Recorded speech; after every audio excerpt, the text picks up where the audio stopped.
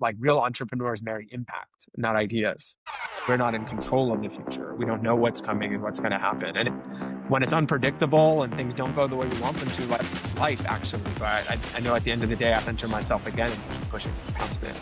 Don't think because you're starting out one way that that's where you're going to end up. Like things are bound to evolve as you're growing and changing as an individual. If you care about and you're clear about the purpose of the mission that you're on, it's healthy to be skeptical and then go on the journey of like uncovering the answer. Say that's one of the superpowers is being extra curious. So start with what is it that I'm curious about and then let the rest follow. This is the Relentless Pursuit of Winning podcast, where we are here to educate, equip, and inspire people to build extraordinary companies. We're so glad you're here. Don't forget to like, subscribe, and hit the bell so you can get updates every time we drop a new episode. Now let's get it started. Hey folks, welcome to another episode of the Relentless Pursuit of Winning podcast. My name is Rick Meekins. I'm going to be your host today. And in the studio, we have my good friend, Karim. Karim, welcome. Thanks, Rick. Excited to be here.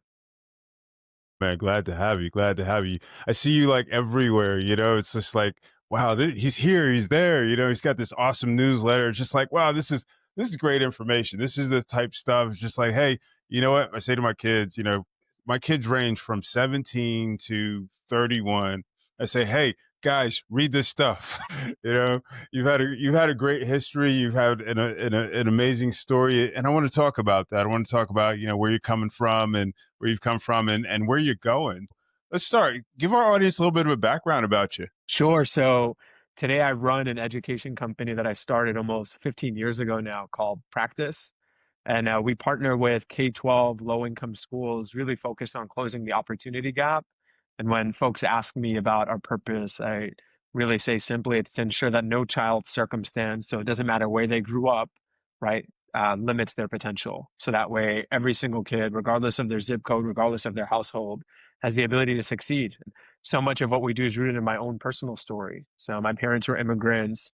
I grew up in New York City. I'm one of seven, the second oldest. Father passed away when I was young, so raised by a single mother on government aid, and was just lucky enough to have a series of nonprofits and mentors who kind of changed my life trajectory. I wound up graduating in the top 10% of my class at Cornell, turned down my Wall Street job offers, and have committed my life to helping make sure that kids who grow up just like me have the same opportunities.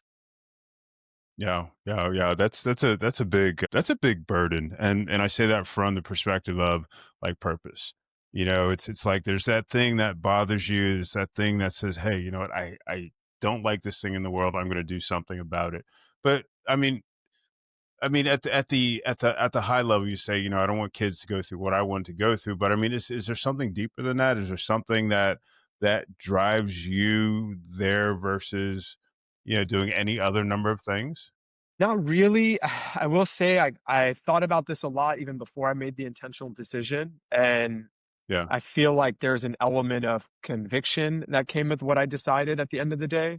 When I was getting ready to decide whether to work on this full time or not, I looked at the education reform landscape and I saw that so many of the people who are trying to change the system hadn't gone to or through the system themselves. And so, for better or for worse, they were fixing the system from an outside looking in perspective. And I thought, what if someone did it who was from the inside and took an inside looking out perspective instead? And I'm a big like faith person and I believe in God and I believe God puts us all on this earth to do something. And when I started to look back, Steve Jobs says we can't connect the dots looking forward, but we can always connect them looking backwards. Instead of seeing my upbringing as this like tragedy, I instead saw the blessing that it was in disguise that paired with this elite education now kind of positioned me to be doing the work that I was doing. And I felt like this is why God put me here. And so there's been no waiver. That doesn't mean I love it every single day, but I know this is what I'm supposed to be doing. And stuff happens for you that doesn't normally happen for other people when you're doing what you're supposed to be doing. And I genuinely subscribe to and believe that. So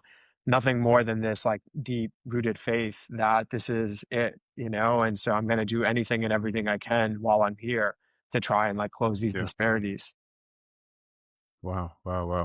And I often use the analogy, pushing a boulder uphill. I mean, you know, you knew that though. You knew that walking into this. I mean, what gave you the courage to say, hey, you know what, this is just going to be my life's work, and you know. So I didn't start there. You know, I do think when like your purpose comes in front of you, you resist. When you grow up poor, you want to be rich, right? So that's all I could think about Yes. when I was going into college, not let me go and work with low income schools and low income families. I don't know. Do I have a predisposition to do hard work, you know, and like run into challenges and run into fires instead of not? I don't know, but it wasn't, oh, I know for sure I want to do this. I instead started by learning about it. And then I realized how emotionally compelled and connected I was throughout it. And it was a Mm, side thing for a while. And then I started to yeah. connect more to the students we were working with. And then I realized that I enjoy and actually love teaching, right? Like teaching other people, not just teaching students. And I realized I've been teaching my whole life, swim classes, tutoring, mentoring. Even when I got to college, I was a big brother. And then I got Hmm. knee deep in the research and I learned more about the inequality, and the numbers weren't just numbers. And so what I felt like in the beginning was just my passion was where I started. And then I did luckily had classes and courses that helped me get clear on my values. And I realized one of my like Mm, most important values in my life is making a difference. And then I found myself at a juncture where I was marrying the stuff I enjoyed doing with the things that I valued and thought were important. And at 18, you know, you think you can change the world. And at 21, I looked out and I was like, you know what, this is my chance. And if it all fails, like no big deal. I'll have a compelling story and I'll go back to business school. And if it doesn't fail, and you know, we'll keep going. And then that'll mean that it was meant to be. And in so many ways, like the work I'm doing, I felt like was meant to be.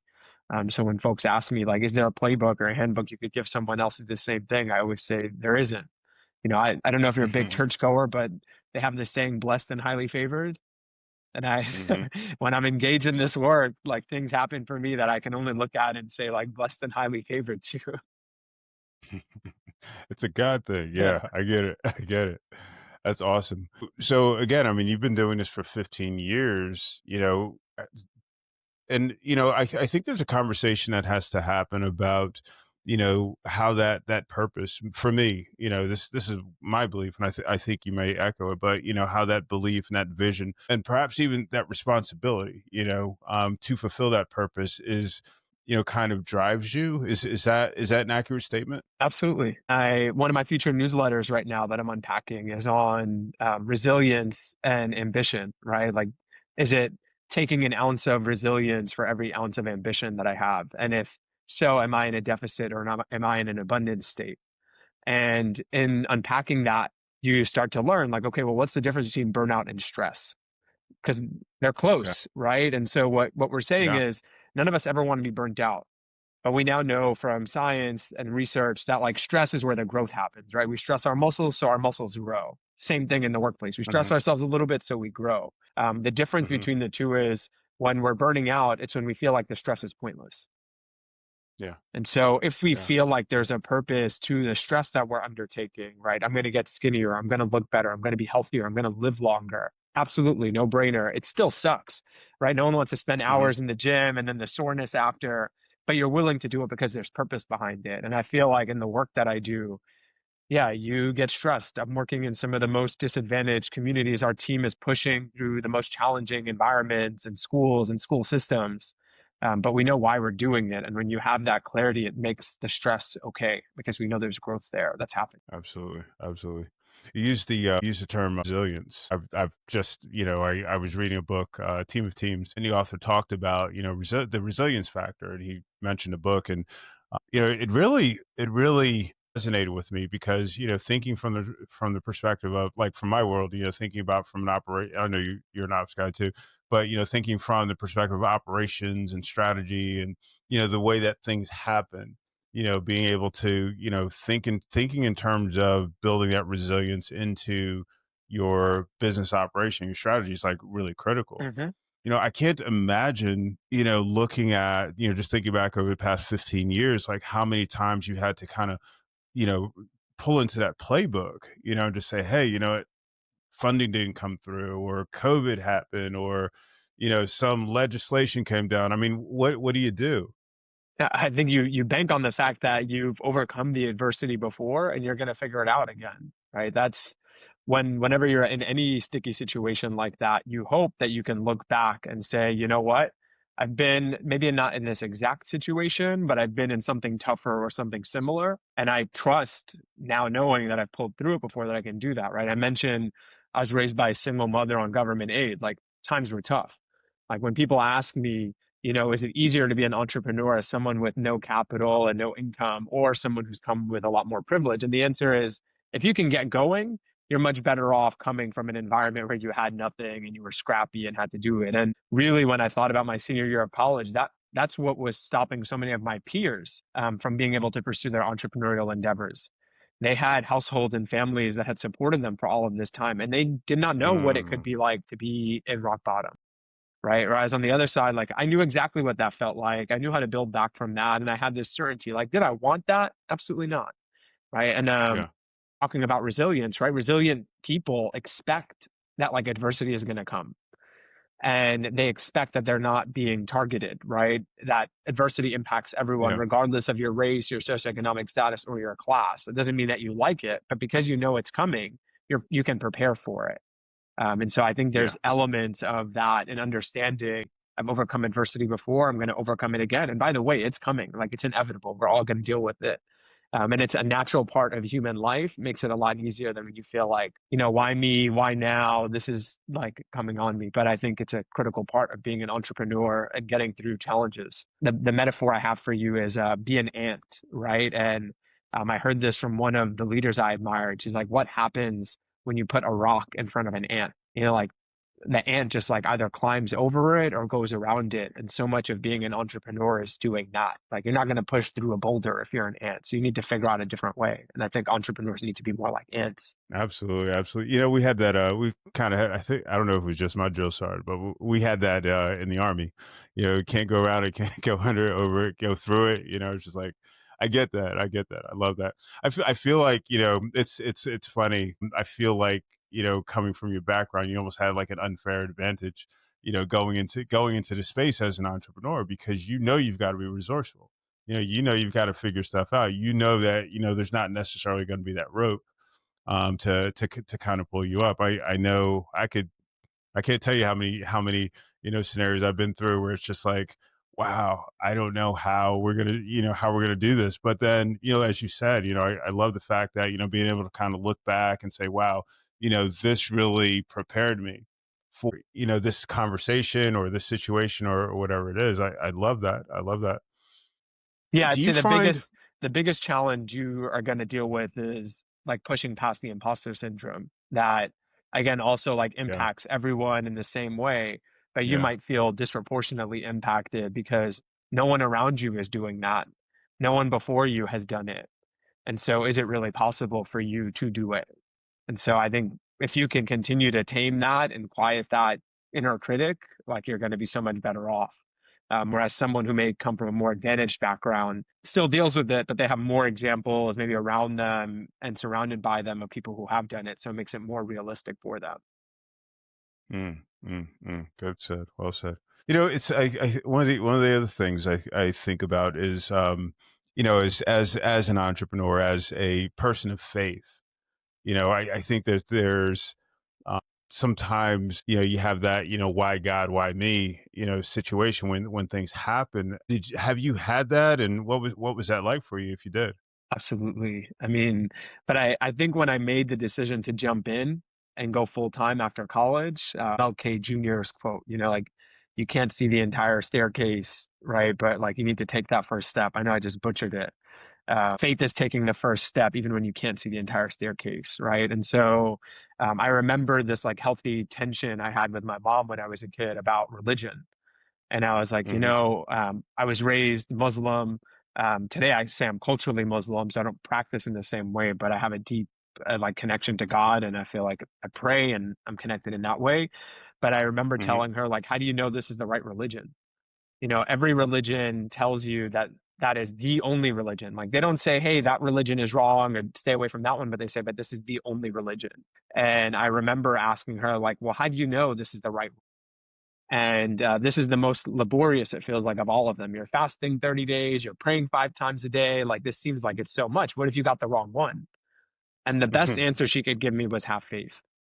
You just have to have faith, right? Like you were put here, that's the environment you were put in, and that's just what it is. And you have to believe. And I held on to that because when you're an entrepreneur, so many things don't make sense. They don't add up, right? There's going to be so much unknown. And the only thing you can hold on to is this faith that it's all going to work out and be okay at the end. So I think it was that early lesson. And then, of course, throughout time, you're tested to your point. Like I've had investors pull out, I've had donors pull out when we were a nonprofit. I've had things that lawyers said were going to take 3 months, take 18 months, right? I've had Hmm. coworkers come in who said, I'm going to be in here for the long haul, and they leave 2 months later. I've had customers who say, I love what you're doing. I'm going to be a champion forever. And like a year later, they're gone. It's it's a belief that what I'm doing is bigger than myself. It's not personal a lot of the time, right? And what matters is our purpose and what we're working towards. And I try and seek out people who are trying to who are trying to walk in that same path to do this same work. Because I genuinely do believe that when people feel aligned, when they feel compelled that that's what they're going to be doing, a lot of the noise and the issues sort of get drowned out. Yeah, yeah, yeah. Are you at that place in your faith where, when something does happen, the investor pulls out or whatever it is, where you're just like, okay, God, what's next? Or is it, where's your faith, where's your resilience live with those types of situations? Yeah, I pray on it. I do everything we can to keep pushing past it, but I recognize that it's not always in my control and that there's a bigger plan at the end of the day. And I love Buffett's like thinking about business. As a company, they don't project out their quarterly earnings, and they don't give annual like guidance. They will just tell you how they did. His essence of it is that no one can predict the future. And so on my side, it's embracing that same humility and understanding that we're not in control of the future. We don't know what's coming and what's going to happen. And when it's unpredictable and things don't go the way we want them to, like that's life actually, and that's the joy in it. That doesn't mean you don't test that relationship and still have those like doubts in those moments. But I know at the end of the day, I quiet them and I center myself again, and we keep pushing past it. Awesome, awesome, awesome. I love that. I love that. I love that.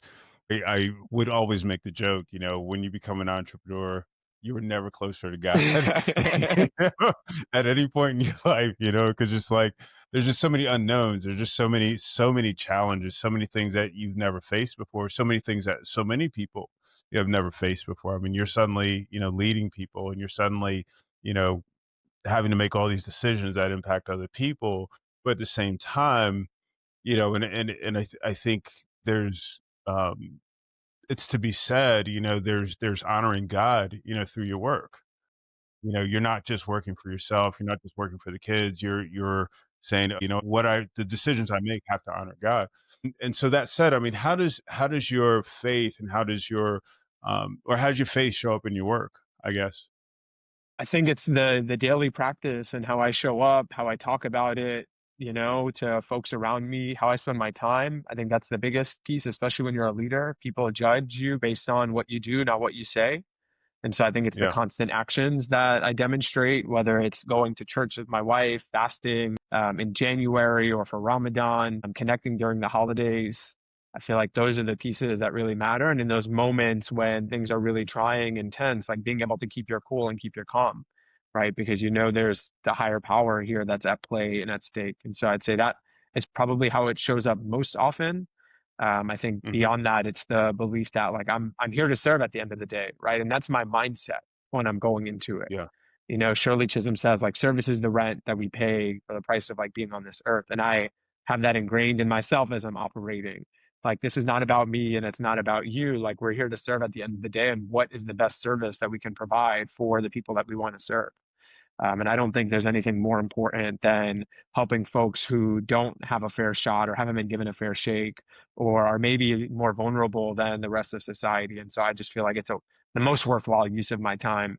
And I've been fortunate to be able to do it now for 15 years. And I hope that I'm like blessed enough to be able to continue to do it for the rest of my life. Yeah, yeah, that's wonderful. That's wonderful.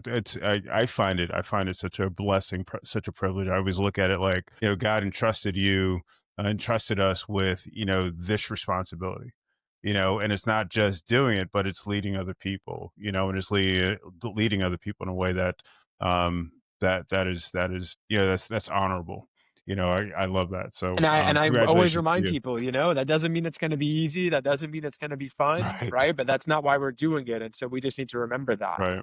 In fact, in our Yeah. case, like, we do the work knowing that it's hard.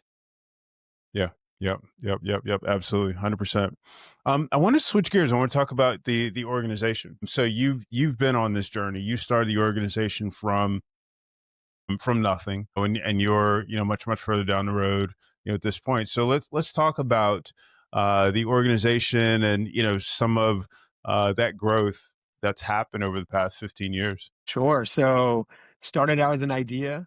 And whenever anyone asks me, like, how do you start? I always say, like, put the idea on paper. So I always say, like, that's Yes. step one, because you can't really share the idea or get feedback from other people without putting it down on paper. And if you don't know how to put it down on paper, find any random like business plan competition or business pitch competition. And typically the questions you get asked are the questions you want to start answering in the very beginning. So that's how you put the plan together.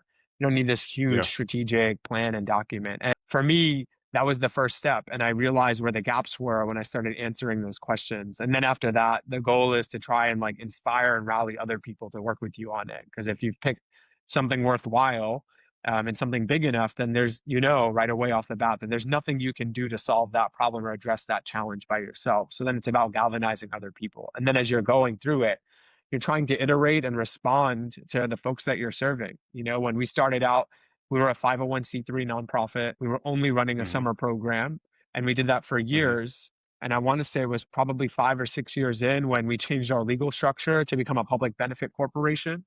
So we restructured as a for-profit, but one that maximizes public benefit, and that was our primary fiduciary obligation. And then 2 years Hmm. after that, we entered the school year space. So we started doing programs during the school year and actually during the school day, where we pushed folks Hmm. into classes to help create small group instruction, to provide extra attention to students who needed it, translation, really Hmm. augmenting the school staff during the day. And then Yeah. COVID hit and we went online, right? So then we started providing online tutoring and online support to families who weren't in school. And also, if they couldn't stay for after school and needed some support when they got home because their parents didn't speak the language or didn't understand the content. And that naturally led its way into creating some of our own test prep curriculum, right? How do we double down before the state exams to provide a little bit more?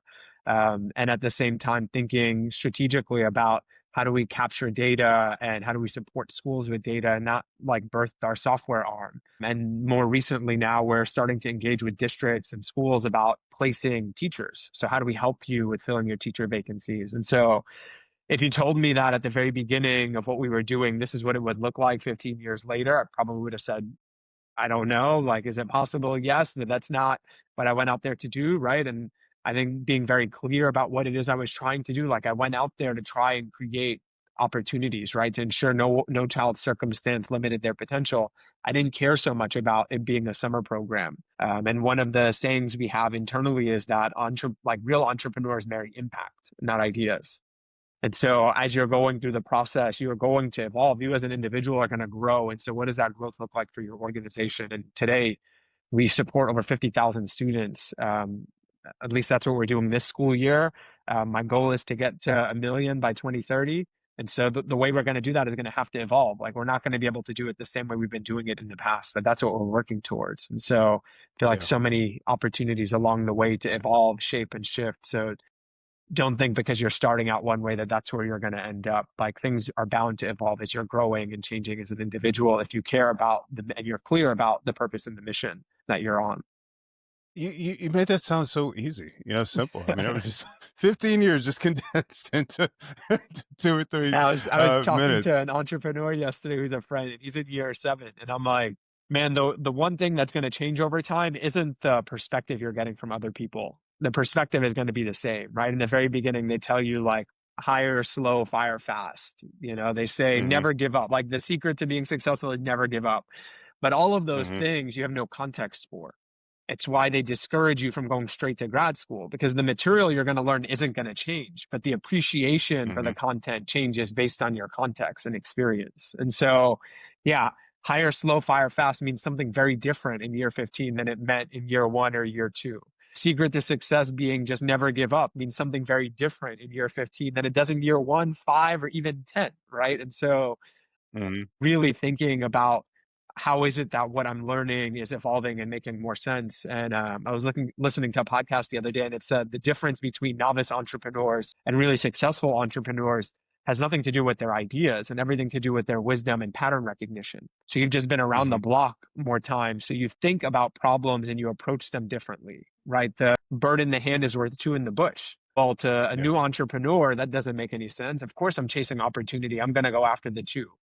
To a seasoned entrepreneur, you start the problem solving session by saying, okay, what is it that I can guarantee I can hold on to instead of chasing what might not be there? So something everyone's taught, but it just makes very different like sense year 15 of when you're engaged in it. So I've loved that about it. And my newsletter is called The Learning Loop on Purpose, right? Because we do this for kids, we spiral back to make sure they didn't forget. But when we spiral back, things also have a different context and a different meaning. And so it's recognizing that we can continue to learn the same thing over and over, but it's going to have very different implications for us depending on where we're at in our lives. Yeah, yeah, wow, wow, wow. Yeah, it's interesting. I think I kind of take for granted sometimes, like that level of growth, that you have, like they're on the journey. There are things like you said, that I can, very very clear differences. Like even before, MBA, after MBA, it's just like I saw the world differently because during the MBA program there were things that I was applying like right away. I was just like, oh my gosh, this is great stuff. How much you're intentional. You sound like you're very intentional about like your growth and development, that sort of thing. I mean, how much time and effort do you put into that? The 30 or 40% of my week is spent like learning and growing. And I don't know if you've ever read The Ultimate Sales Machine, but it opens up with this story. And it says you have two sort of like lumberjack workers, and they're tasked with sawing wood. And the Mhm, guy in group A like gets after it right away and like starts sawing from day one. The gentleman in group B spends time sharpening his saw. And so they both have a day to get through this entire load of like lumber. 3 or 4 hours in, the guy who started sawing right away is like, yeah, this guy is like going to lose, almost like making it a competition. Like, I'm so much further ahead mhm, than he is. There's no way he's ever going to catch up and finish his load. And the guy who's just like sharpening his saw, like taking his time, going through it carefully, is doing just that. 6 hours later, they're both now like going through, and the guy with the sharper saw is like caught up, if not surpassing the person who went out and started chopping and cutting right away. And so it's yeah, why in the business world, you go out and you hire more experienced people as your company grows because they yeah, have a bigger knowledge base. They're going to be able to get through challenges faster. They're going to make better decisions. Whereas the person right away going out there and sawing isn't. And so I think I realized that probably in 2017 when I nearly bankrupted my company. So I can't say I was mhm, always like that. I think my whole life I've enjoyed learning. But in 2017, early 2018, when I nearly bankrupted the business, I overprojected, didn't have a board, was promoting people who I knew were too junior and didn't know what they were doing. I didn't know what I was doing. So it was like the blind leading the blind. I remember thinking to myself that up until that point in my life, I thought I was going to be running this company my whole life as CEO. And I took a mhm, part of that for granted, right? That because I was going to be doing that, I had forever to get better. I had forever to figure everything out. And when wow, I confronted the moment of being like in that moment where I was about to lose everything, I realized I cared more about our mission and our purpose than I cared about whether or not I was leading the organization.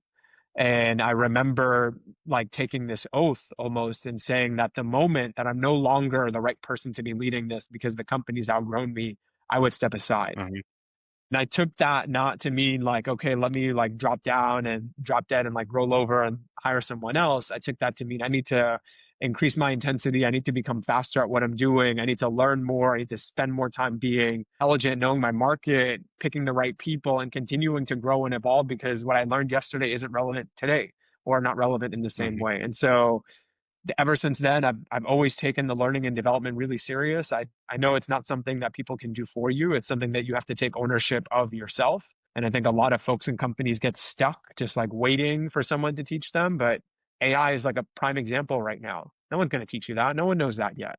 Right. But are you spending yeah, the time cultivating that skill set and learning so that way when the time comes to actually start sawing your wood, you're not working as hard and you're working faster? And I think for adults, it's easy to see, right? Because we started off crawling and today we can run, right? We Mhm. started off writing these like difficult one sentence or paragraphs, and now we could write pages of papers in the same amount of time, if not shorter. And the same is true in the workspace. So people think like, oh, well, maybe you're going to have to work so much longer. And the reality is no. Mhm. Like the more you learn, the faster you're going to get at doing the same things you were doing before, the more time you're going to have for yourself. And then you get to choose. Yeah. Do I want to keep learning so I could accelerate more of what I'm doing, or do I want to slow down? And that goes back to like, what's your purpose for getting the time? Right. Right. Right. How do you make sure that what you're learning is really applicable, to what you're doing? It's like, I've known people that have read libraries of books. I don't know that did at implementing what they were learning. Resources from like trusted advisors and mentors, right? It's the same reason why we go to college right now. It's not because college has this like amazing library and wealth of resources. It's because someone's done the curation for you. The reason why you go to Mhm. Harvard Business School instead of your local business school, because you know the content that they're curating for your learning is going to have a different impact than what you're using. There's two prongs. Like there's one, not go seek out the knowledgeable people who are ahead of you in their career who will help guide you on what's like worthwhile and what's not. And the other side of it is Mhm. go through it, explore, read yourself, and then go back and revisit and reread the things that had a meaningful impact on you. So it's not about reading Mhm. everything. And even like to the point of the learning loop, right? I'm saying there's some intentional things you need to continue to loop back on, knowing our why, getting clarity around our values, knowing what goals we're chasing and why we're chasing them. Those are things that every year, right? You want to refresh, you want to get a clearer Yeah. sense of, if not more often, depending on where you're at in your life. Yeah. Yeah. But it's I found intentionality. over the years. Yeah, yeah, definitely. I found over the years that, like, I think when I first, kind of, I'll use the term saw, when I saw my purpose, or, kind of that vision, it was probably broader. And then as I grow older, it gets more refined. Did you have do you have that same experience? Yeah, I mean, I think in the beginning you don't know what you're doing. I remember like as a kid, first I wanted to be a firefighter because I thought, I Hmm. saw the calendars and the magazines and ability to make a difference, and at the same time, maybe I would get some like hot women in the process because I'm going to be on this calendar cover. And then I was like, oh well, you know what?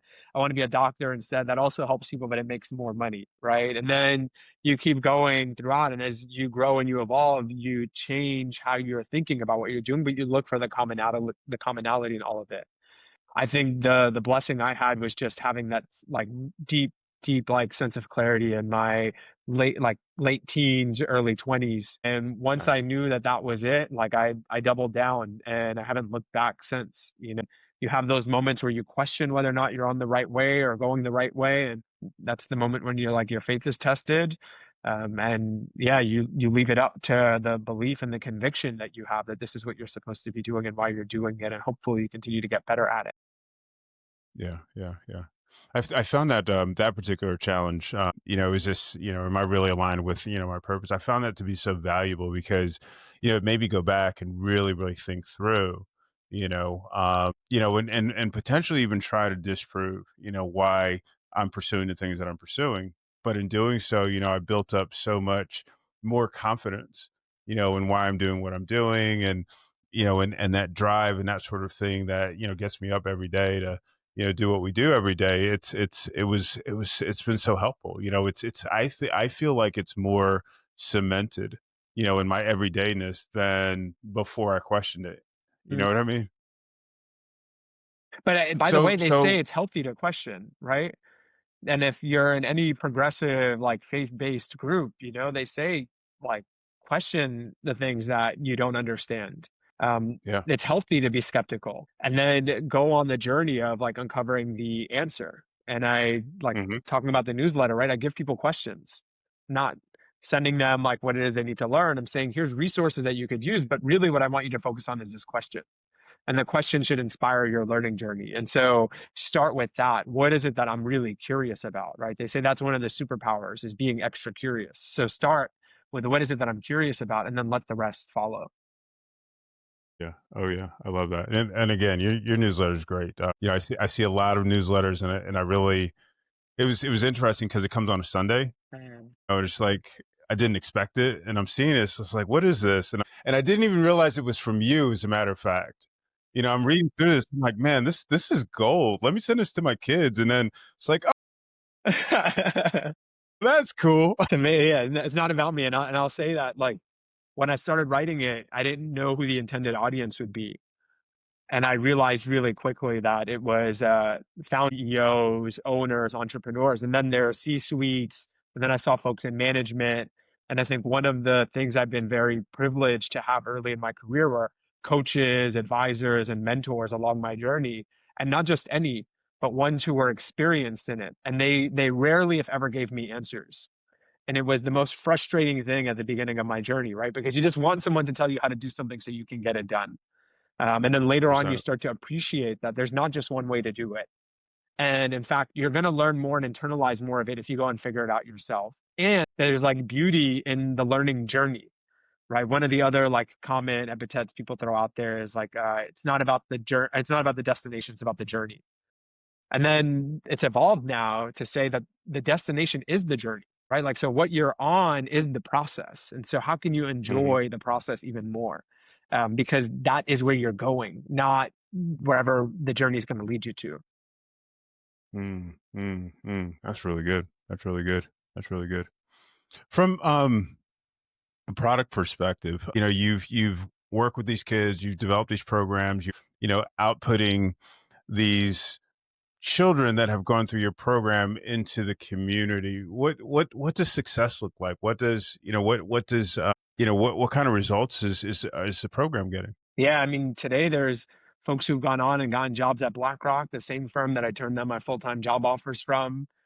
We've had kids go Wow. to Cornell now, multiple kids go to Cornell, which is where I went for undergrad, but there's Brown, NYU, colleges all across the US. We just had a scholar who went through our programming when she was at one elementary school and then was engaged again at a Hmm. different middle school and was engaged again at another high school that we were working in. And just speaks to the power of like the scale that we have now, that we were partnered with all three of those schools throughout her journey. And she's now won over $250,000 in scholarships and can't wait to come back and be a tutor with us. And so really what I'm looking for is like that long-term transformation. Like, how do I get more smart, hardworking, committed people to come back and work on the biggest problems, right? When you're talking about Yeah. education inequity, when we're talking about the challenges in our public school system, so many of those challenges aren't being solved because we don't have the smartest people working on them, and we don't have the people who understand the problems intimately. The time I always think about is in 2014, and at that point I'd been a year out of college, and I want to say like year like 4 of doing this, you start to get jaded. You start to think like, is this Hmm. oppression? Was the system designed this way on purpose? Maybe it was. Maybe it was Hmm. meant to keep poor people, black people, minority people, immigrant people down. And the Hmm. guy who gets up and speaks in front of an auditorium of 200 administrators, older white gentleman, says, guys, guess what? That term ESL, that you all know as English as a second language, is being changed to ENL, English as a new language, because we've realized that for a lot of children coming into this country, that English is actually their third or their fourth language. Now, Yeah. everyone in the auditorium is like on their feet, clapping, celebrating, super excited, and my jaw just like drops. And I'm like, are you effing kidding me? It took you guys 40 years to realize that for kids coming into this country, that English is their third or their fourth language. And there's two really important things there, right? One, how do we think about someone who speaks one language? Like, okay, they're average. How do we think about someone who speaks two languages? Well, we think they're slightly smarter. How about someone who speaks four languages? Their level of intelligence now, or our perception of their level of intelligence, is so much higher. And this matters. Like research has shown us the Pygmalion effect, right? When we believe something to be truer about someone, we're going to work harder to make sure that that truth comes to fruition. And so Hmm. for decades now, kids have been inaccurately labeled, maybe mislabeled as being less intelligent than they should have been. And now we put less effort into their success. So Hmm. I sat there and I said, well, why is it? Why is it that it took them so long to do that? Well, that old white gentleman, he loved children. His passion shone through. He committed his life to serving low income, disadvantaged kids. But he had Yeah. no context for what it was like to be a low income immigrant student going through the public school system. And Yeah. Yeah. naturally, when we all wake up, and we solve the problems that are in front of us, the problems that we are confronted with: home, work, health, whatever it is. We're not getting up and saying, today's the day I want to make someone else's life more miserable. Not saying there aren't some people out there, but the vast majority of people don't do that. The vast majority of people wake up and they say, how am I going to pay my bills? How am I going to take care of this Yes. health problem? Man, I got to get to work. Yes. I'm running late. What am I going to do with that? So we're not thinking about other people. And I realized that's why representation matters so much, not because we Yeah. want someone on stage or an office who looks like us, but because we hope that if they look like us, they have the same problems we have. So when they wake up Yeah. every single day, they're facing and dealing with the same challenges that we have. And so when we're talking about representation, it's not about the likeness, it's about the similarity of the experience. And that matters so much more. And so that opened my eyes to the importance of making sure that we have people who are going through the system, instead of taking jobs at BlackRock and Apple and Google, which are great, that they're instead coming back and trying to figure out, how do we fix this system for kids growing up just like me? How do I inspire more smart people or committed people to solve the problems that they experience so that more kids coming after them can be successful? Awesome. Awesome. Awesome. Beautiful. Beautiful. You wrote book. You want to talk about that? I wrote two so far. So the first one was Breaking Through from Rough to Ready, and I wrote that one at 26. And it was on my journey going through the public school system and the lessons I'd learned. Like, by the time I was 25, I had graduated, 2 Ivy League degrees, in the top 10% of my class from one of them, full scholarships, and was running a multi-million-dollar education company. And I said, you know what? I now met authors who said that they wrote books earlier in their lives and they cringed at everything that they read. But I realized that they also said they never would have rewritten the books in the same way. And so there was value to documenting and talking about what it was that was really valuable for me up until that point in my life, for kids growing up like me. Even if I would look back 5 years later, which I have already, and said, man, I never wish I didn't say that, I would have rewritten that because it was relevant in that moment. And then the Yeah. second book, Purpose-Driven Social Entrepreneurship, the social entrepreneur really bringing to life what I call these like 6 purpose-finding questions that folks can unpack to get more meaning in their work and figure out their direction. And this Hmm. last book now, or my most recent book that I'm working through, I'm 2/3 or 3/4 of the way through it. It's being mislabeled. And I talk about this process of changing what I call limiting labels to labels that liberate us, because all along our life we're being labeled in one way, shape, or form, especially if we're on a leadership journey. And some of the labels Yeah. might be warranted, but a lot of them aren't warranted. And so what do we do when it comes time to remove those labels? How do we do it? And there's a Yeah. 3-step, like very simple process that I share with folks, which is starting with recognition, so we know what the labels are. Then we go through a Hmm. process of removal, right? How do we remove the Hmm. label? And then Yeah. replace it with something else. And I think one of the common mistakes a lot of people do is they go from recognize to replace. But it's like having an ex-girlfriend that you're living with at home, and all of a sudden you realize this isn't going to work out. It's amicable and it's mutual. You can't just go and replace before you remove, right? Or you're buying a TV and you decide, you know what, it's time to upgrade. Well, you're not going to go and get a new TV before you remove the last one. And so there's an entire set of exercises that you can go through to make sure that you're removing before you replace. And then it's a virtuous circle that you continue to go through at every single point in your life as you're growing and evolving as a leader. And really excited. It should be coming out next year. Brilliant. Brilliant. Brilliant. Brilliant. So, if someone wants to get the book, how's the best way to do that? Get on my website, www.karimabouelnaga.com. You can sign up for my free newsletter. You can get my free personal success questionnaire. You can sign up to join the waitlist for the book. And you can even get some teasers on my last 2 books before you decide you want to buy them or gift them to someone else. Cool. Cool. Cool. And if anybody wants to get in touch with you, what's Same the best way. way to do that? On that website, Through the all my website? socials there. I'll connect with you. So reach out. Happy to engage in conversation. Awesome. Awesome. Karim, this has been wonderful. It's been inspirational for me. You know, it's certainly been educational. You've dropped just so many pearls, as my friend would say. Just great conversation. Thank you so much for that. Thank you for having me, Rick. I appreciate it. Absolutely. Ladies and gentlemen, Karim.